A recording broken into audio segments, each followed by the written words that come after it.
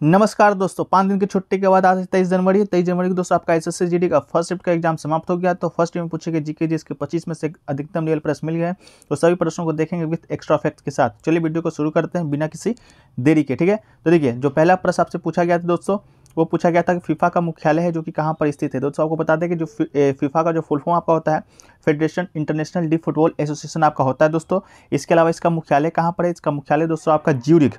इसका मुख्यालय कहाँ है? तो ज्यूरिख स्विट्जरलैंड में स्थित है। इसका राइट आंसर ज्यूरिख हो जाएगा। इसका स्थापना की बात करें तो स्थापना दोस्तों 21 मई 1940 ईस्वी को हुआ था। और वर्तमान में जो अध्यक्ष है गियानी इन्फेंटिनो, इसके दोस्तों वर्तमान में आपके अध्यक्ष हैं।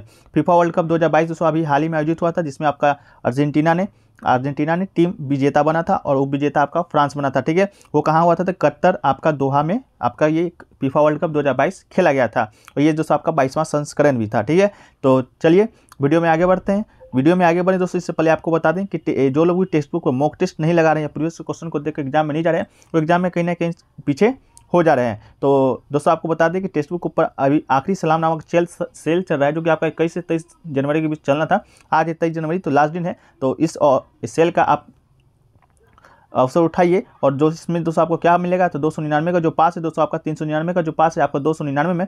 इसके साथ ही साथ अगर आप हमारा कूपन कोड APG यूज करते हैं तो ये पास दोस्तों आपका 10% ऑफ के साथ मात्र 269 रुपये में मिल जाएगा। और साथ ही साथ 6 महीना का एक्स्ट्रा वैलिडिटी भी आपको मिलता है, मतलब कि 18 महीना का दोस्तों पास इसमें आपको दिया जाएगा था। लिंक डिस्क्रिप्शन में दिया गया है, जो लोग भी लेना चाहते हैं आप लोग जाके डाउनलोड कर लीजिए। हमारा कूपन कोड APG जरूर यूज कीजिएगा। इसमें दोस्तों अभी जो हाल ही में आपका SSC GD का कांस्टेबल का एग्जाम चल रहा है, न्यू पैटर्न पर जो आधारित अभी जो प्रश्न पूछे जा रहे हैं उस पर आधारित बहुत सारे मॉक टेस्टों को शामिल किया गया है। इस पर दोस्तों आप 8 फ्री टेस्ट भी दे सकते हैं, तो पहले जाके आप दे दीजिए। इसके बाद अगर लेने का मन हो तो ही लीजिएगा। हमारा कूपन कोड APG जरूर से जरूर यूज कीजिएगा। ठीक है, लिंक डिस्क्रिप्शन में दिया गया है।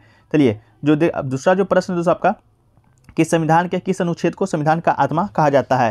ये पूछा गया था कि किसने संवैधानिक उपचार के अधिकार को आत्मा कहा जाता है, किसने कहा जाता है या किस अनुच्छेद को कहा जाता है, ये भी क्या पूछा गया था पता नहीं, लेकिन चलिए दोनों को देख लेते हैं। अनुच्छेद जो 32 है दोस्तों, भारत को अनुच्छेद 32 है जो कि भारतीय संविधान की आत्मा कहा जाता है। इस अनुच्छेद को भारतीय संविधान का हृदय भी कहा जाता है। खुद बाबा साहब भीमराव अम्बेडकर ने इस अनुच्छेद को भारतीय संविधान का हृदय और आत्मा कहा था। तो किसने कहा था ये पूछेगा तो बाबा साहेब भीमराव अम्बेडकर ने कहा था। किस अनुच्छेद को कहा जाता है? तो अनुच्छेद 32 को कहा जाता है। ठीक है, अनुच्छेद 32 में क्या है दोस्तों? तो संवैधानिक उपचार का अधिकार देता है। ठीक है, संवैधानिक उपचार का अधिकार देता है अनुच्छेद 32 में, जिसको संविधान का आत्मा और हृदय दोनों ही कहा जाता है। इस बात को आप याद रखिएगा। देखिए एक क्वेश्चन पूछा गया था दोस्तों, बहुत ही प्रसिद्ध क्वेश्चन था, जो कि बार SSC के द्वारा पूछा जाता था लेकिन अब तक नहीं पूछा गया था, तो आज पूछ दिया गया है। बिरजू महाराज का संबंध किस नीति से है?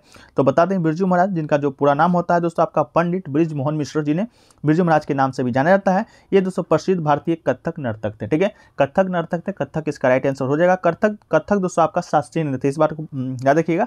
कथक क्या है? तो शास्त्रीय नृत्य। भारत में कुल अभी वर्तमान में 9 प्रकार के शास्त्रीय नृत्य में हाल में 6 जो नृत्य है उसको भी शास्त्रीय नृत्य का दर्जा आपको दिया गया है।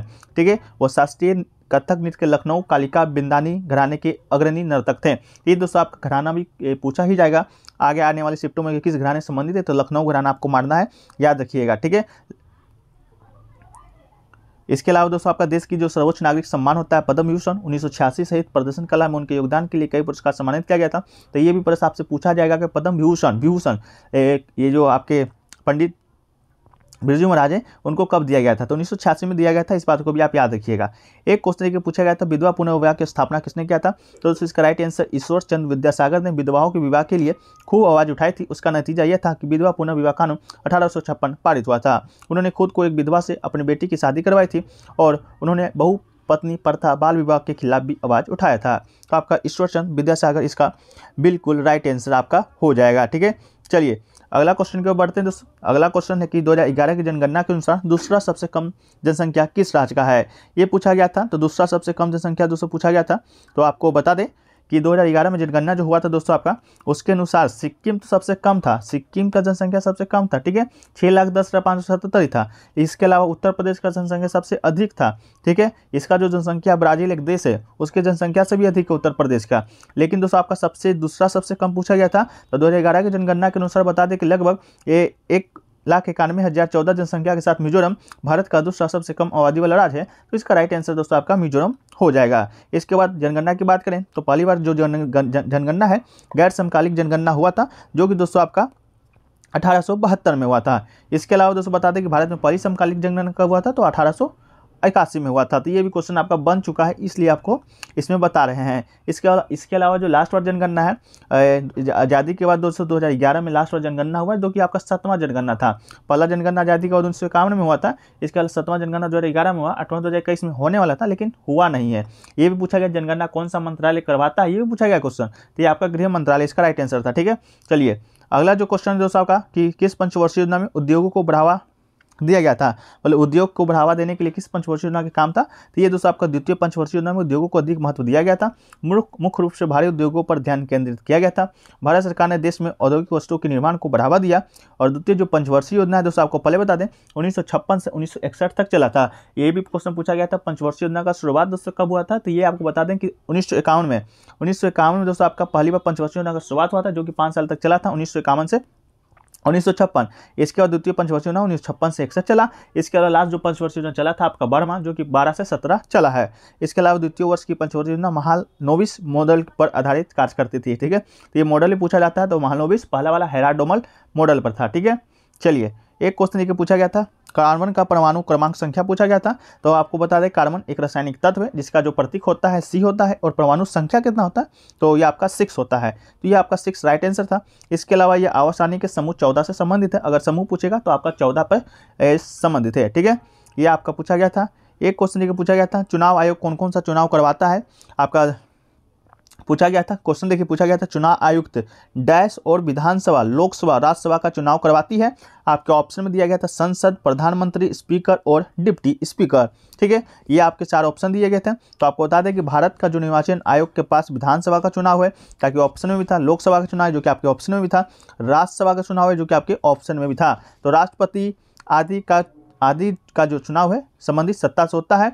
ठीक है, तो इसमें आपका क्या हो जाएगा, प्रधानमंत्री का चुनाव दोस्तों आपका, संसद का चुनाव प्रधानमंत्री, स्पीकर और डिप्टी स्पीकर। तो स्पीकर और डिप्टी स्पीकर दोस्तों आपका नहीं होगा, प्रधानमंत्री भी नहीं होगा, संसद प्रधानमंत्री का आपका राइट आंसर इसमें हो जाएगा। ठीक है, इसके अलावा जबकि जो ग्राम पंचायत होता है, नगर पालिका होता है, महानगर होता है, महानगर परिषद होता है, तहसील होता है, और जिला परिषद के चुनाव की सत्ता से संबंधित राज्य निर्वाचन आयोग के पास होता है। ठीक है, तो आपका विधानसभा, लोकसभा, राज्यसभा और मतलब संसद में 2 सदन होता है, तो दोनों का चुनाव है दोस्तों आपका राज्यसभा के द्वारा, ये केंद्रीय चुनाव आयुक्त के द्वारा करवाया जाता है। एक क्वेश्चन लेके पूछा गया था बेंगलुरु में टेक समिट 2022 का उद्घाटन किसने किया था। तो पीएम मोदी ने टेली कॉन्फ्रेंस के माध्यम से बेंगलुरु टेक समिट BTS 22 के रजत क्रांति संस्करण का उद्घाटन किया है।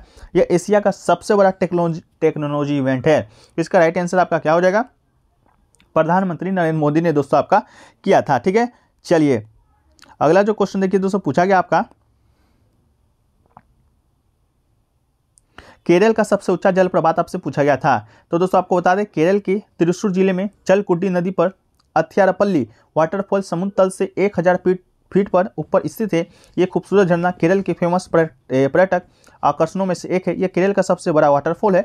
अथियारपल्ली फॉल्स 80 फीट की ऊंचाई से नीचे आता है। तो अथियारपल्ली फॉल्स आपका बिल्कुल राइट आंसर हो जाएगा।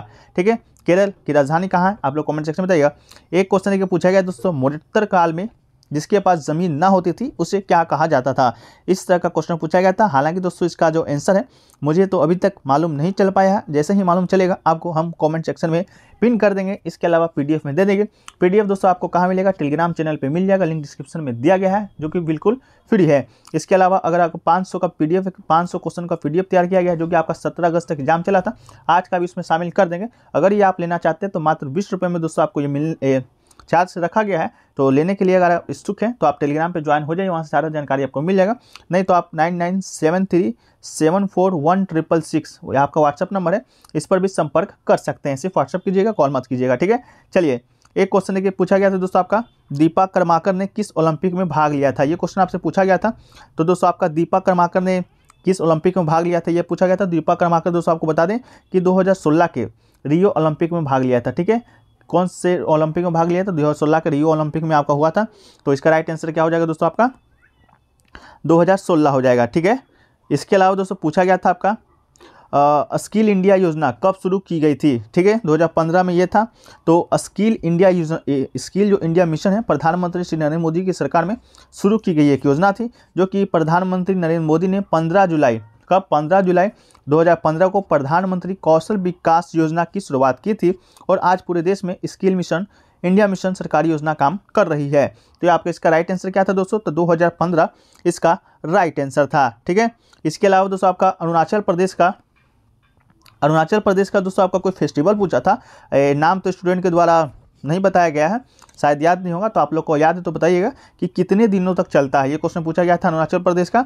तो इसका आप लोग जो जानते हैं आंसर, तो आप लोग कमेंट सेक्शन में जरूर बता दीजिएगा कि क्या पूछा गया था। ठीक है, एक क्वेश्चन दोस्तों आपका पूछा गया था 9-2-11 होने का मुहावरा, ये तो आप सभी लोग जानते हैं।